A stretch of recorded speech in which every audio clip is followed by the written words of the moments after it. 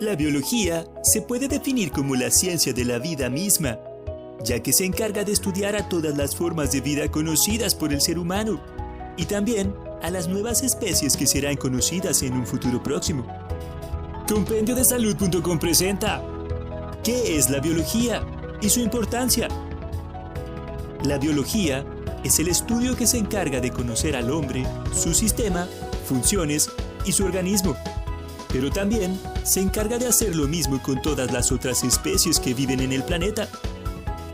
Esta amplia ciencia se encarga de analizar y extraer muestras de todas las especies, manteniendo así un registro completo de la estructura, función, crecimiento, origen, evolución y distribución de todos los seres vivos.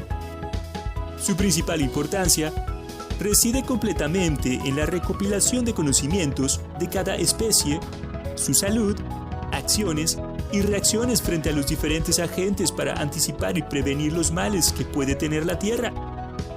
En la antigüedad, cuando el estudio de la biología no había sido creado, el hombre o cualquier especie que sufriera de una enfermedad o herida generalmente moría. Pero con el avance del tiempo, hemos podido aprender a curarnos y sobrevivir. Estos avances han sido grandes influyentes en la superación de enfermedades como el cáncer o las infecciones de gravedad.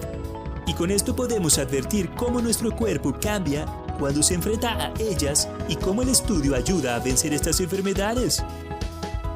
La importancia de la biología radica a su vez en otras materias y estudios del día a día de cada ser vivo. Esto puede referirse a la explotación sostenible de los recursos o incluso de la genética heredada, junto con las patologías.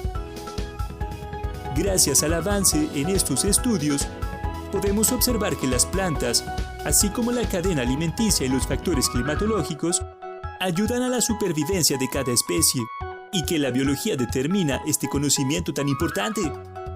La fascinación del ser humano por la biología tiene ya una larga historia. La invención de la agricultura fue el primer gran avance de la civilización humana.